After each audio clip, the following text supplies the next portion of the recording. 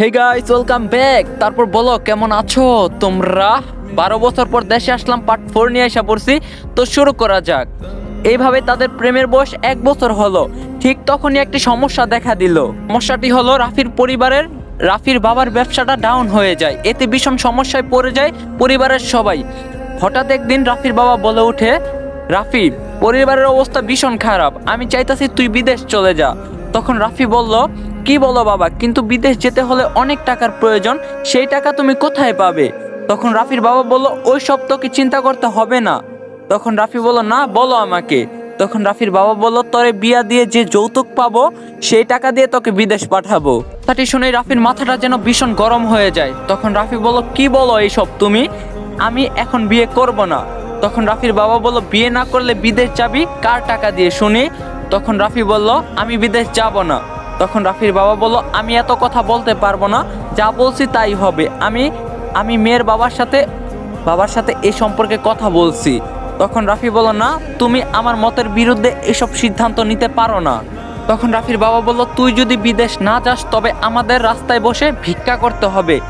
বাবার মুখে এমন একটি কথা শুনে রাফি বলেই ফেলে, রাফি বলল, বাবা, আমি একটি মেয়েকে ভালোবাসি আর ওকে ছাড়া কাউকে বিয়ে করব না। তখন রাফির বাবা বলল, কে সেই মেয়ে? তখন রাফি বলল, আছে, আমার সাথে কলেজে পড়াশোনা করে। তখন রাফির বাবা বলল, ঠিক আছে, ওই মেয়ের সাথেই বিয়ে হবে, কিন্তু তোকে বিদেশ যাওয়ার জন্য যদি 5 লাখ টাকা দিতে পারে তবেই। তখন রাফি বলল, তুমি এমন কেন টাকার লোভী বাবা? তখন রাফির বাবা বলল, তুই কি চাস, আমরা না খেয়ে মারা যাই, রাস্তায় বসে ভিক্ষা করি? যদি সেটাই চাস তবে বিদেশ যাস না।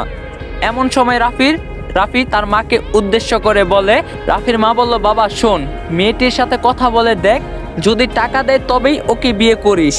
তখন রাফি বলল, মা তুমিও? তখন রাফির মা বলল, কি আর করব বল, উপায় যে নেই আর। এরপরে অনেক বোঝাবুঝির পরে রাফি রাজি হয়ে বলে, ঠিক আছে, আমি বলবো পুতুলকে সব কিছু। তো পরিবারের মুখের দিকে তাকিয়ে রাফি আর কিছু বলতে পারে না কাউকে। এইটুকুর পরে রাফি পুতুলকে ফোন দেয়। তখন রাফি বলল, হ্যালো পুতুল, তুমি আমার সাথে এই মুহূর্তে দেখা করো তো। তখন পুতুল বলল, কেন, কি হয়েছে?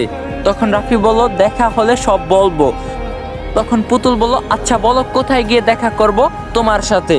তখন রাফি বলল, আমরা যেই পার্কে দেখা করি ওই পার্কে আসো, আমি যাচ্ছি। তখন পুতুল বলল, ঠিক আছে, আমিও যাচ্ছি। এরপরে রাফি সেই পার্কের মধ্যে গিয়ে আগেই বসে আছে। বেশ কিছুক্ষণ পরে অপেক্ষা করার পর পুতুলও সেখানে চলে আসে। তখন পুতুল বলল, ওই কি হয়েছে শুনি, এত তাড়াহুড়ো করে কেন ডাকলা? তখন রাফি বলল, শোনো তবে। রাফি বলল, আমি বিয়ে করতেছি। তখন পুতুল বলল, কাকে? তখন রাফি বলল, তোমাকে বিয়ে করব, কিন্তু 5 লক্ষ টাকা যৌতুক দিতে হবে আমাকে। পুতুল বলল, কি সব বলতাছো? হ্যাঁ, তোমার একটি কথাও আমি বুঝতাছি না। এরপরে রাফি সব কাহিনী তাকে খুলে বলে। এই সব শুনে তো পুতুলের মাথায় মনে হচ্ছে আকাশটা ভেঙে পড়লো। হ্যালো বন্ধুরা, আজ আমি আপনাদের জানাবো বিটজেলি অ্যাপ সম্পর্কে, যেটা বাংলাদেশে এখন খুবই জনপ্রিয় এবং বিশ্বাসযোগ্য একটি অনলাইন গেমিং অ্যাপ। এই অ্যাপের ব্র্যান্ড অ্যাম্বাসেডর হিসেবে আছেন বিখ্যাত অভিনেত্রী সানি লিওন। বিটজেলিতে রেজিস্ট্রেশন করলেই আপনি পাচ্ছেন জিলিতে 20টি স্পিন ফ্রি, প্রতি রেফারে পাবেন 1000 টাকা আনলিমিটেড, ফেসবুক রিভিউ দিলে পাবেন 150 টাকা একদম ফ্রি, আর আপনার জন্মদিনে রয়েছে 5000 টাকা বোনাস। প্রথম ডিপোজিটে বিটজেলি দিচ্ছে 200% বোনাস এবং প্রতি ডিপোজিটে পাবেন 3% অতিরিক্ত বোনাস। জিলিতে গেম খেলে আপনিও জিততে পারেন আইফোন 16 প্রো ম্যাক্স। এখানে আপনার জেতা টাকা খুবই সহজে তুলতে পারবেন বিকাশ, নগদ, রকেট, উপায় বা ব্যাংকের মাধ্যমে। সুতরাং দেরি না করে আমার পিন করা কমেন্ট থেকে বিটজেলি অ্যাপ রেজিস্ট্রেশন করুন এবং অসংখ্য বোনাস নিয়ে উপার্জনের যাত্রা শুরু করুন। তখন রাফি বলল, বুঝলে এখন? তখন পুতুল বলল, বুঝছি, আমাকে মাফ করে দিও, তোমার কথাগুলো আমি রাখতে পাচ্ছি না। এখন রাফি বলল, মানে? তখন পুতুল বলল, তুমি তো জানোই আমি গরিব ঘরের মেয়ে, বাবা দিন আনে দিন খাই, আমি এত টাকা কোথায় পাবো? তখন রাফি বলল, তাহলে আমি এখন কি করব বলো? তখন পুতুল বলল, কি আর করবা বলো, তোমার বাবা মায়ের পছন্দের মেয়েকে বিয়ে করো। তখন রাফি বলল, কিন্তু? পুতুল বলল, কোনো কিন্তু না রাফি, আমি চাই তুমি ভালো থাকো, আমার জন্য তোমার ক্ষতি হোক সেটা চাই না। তখন রাফি বলল, আমি তোমাকে অনেক ভালোবাসি পুতুল, তোমাকে ছাড়া থাকতে পারবো না। তখন পুতুল বলল, আরে পাগল, পারবা, আচ্ছা আমি আসি এখন। পুতুলের এমন আচরণে রাফি বেশ অবাক হয়, কারণ পুতুল তো এমন কথা বলার মেয়ে না। তখন রাফি বলল, তুমি কি বলতাছো, একবার ভেবে দেখছো? তখন পুতুল বলল, দেখছি, তবে একটি কথা বলি, আমি তোমাকে সারা জীবন ভালোবেসে যাব। তখন রাফি বলল, পুতুল চলো আমরা বিয়ে করে ফেলি, তখন আমার বাবা মা কিছু করতে পারবে না। তখন পুতুল বলল, সরি, আমি তোমার বা আমার বাবা মাকে কষ্ট দিয়ে বিয়ে করতে পারবো না। তখন তখন রাফি বলল, তুমি এমন কেন? হ্যাঁ। তখন পুতুল বলল, আমি এমনই। আচ্ছা আচ্ছা আসি, আমার সময় নেই, তুমি ভালো থাকিও কেমন। এই কথাটি বলে পুতুল সেখান থেকে চলে যায়। সবাই ভাবতে পারেন পুতুল এমন কেন করলো। আসলে পুতুল রাফির পরিবারের দিকে চিন্তা করে নিজের ভালোবাসাটা বিসর্জন দেয়, যাতে রাফিও তার পরিবারের মানুষ সুখে শান্তিতে থাকে। এদিকে রাফিও পুতুলের আচরণে ভীষণ কষ্ট পেয়ে সেখান থেকে চলে আসে বাসায়। পুতুল বাসায় আসার সাথে সাথে ওর মা জিজ্ঞাসা করে, পুতুলের মা জিজ্ঞাসা করে, কিরে পুতুল, তুই কান্না করতাছিস কেন, কি হয়েছে আমাকে বল। এখন পুতুল বলল, কই তেমন কিছু না, রাস্তা দিয়ে আসার সময় হোঁচট খেয়ে পড়ে গেলাম, তাই ব্যথা পাইছি। তখন তখন পুতুলের মা বলল, ও আচ্ছা, একটু দাঁড়াও, আমি তেল মালিশ করতাছি। তখন পুতুল বলল, না লাগবে না, একটু পরেই ঠিক হয়ে যাবে। তখন পুতুলের মা বলল, আচ্ছা তুই যা ভালো বুঝিস। রাফিকে নিয়ে পুতুল যে ছোট্ট ছোট্ট স্বপ্ন বুনছিল, সব যেন আজ ক্ষণিকের ভিতরে শেষ হয়ে গেল। মনে হচ্ছে পুরা আকাশটি ভেঙে পড়ে গেছে তার মাথায়। এদিকে রাফি বাসায় আসা মাত্রই ওর বাবা বলে, কি হলো, তোর গার্লফ্রেন্ড রাজি হলো নাকি ছেড়ে চলে গেল? রাফি বলল, এত কথা বলতে পারবো না, আমার বিয়ে ঠিক করো, যেখানে বিয়ে দিবা আমি সেখানেই করব। তখন রাফির বাবা বলল, জানতাম রাজি হবে না, ঠিক আছে কাল তোর বিয়ে হবে।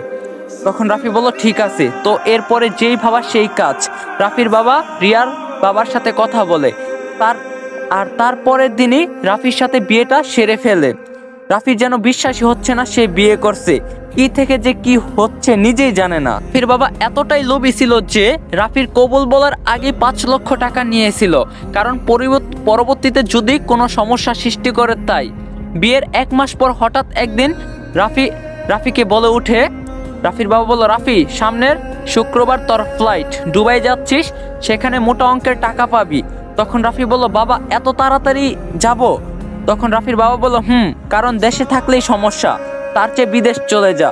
বাবার এমন কথায় রাফি কোনো উত্তর দিতে পারে না, শুধুমাত্র বলে, ও আচ্ছা। তখন রাফির বাবা বলল, বৌমাকে নিয়ে টেনশন করিস না, আমরা আছি তো নাকি, তুই শুধু টাকা কামাই কর। এখন সবাই বলতে পারেন রাফি এত ফাস্ট পুতুলকে ভুলে গেল, এটা আবার কেমন ভালোবাসা। নতুন জিনিস পাইলে সবাই পুরাতন জিনিসের কদর করে না, সেটা হোক নারী বা অন্য কিছু।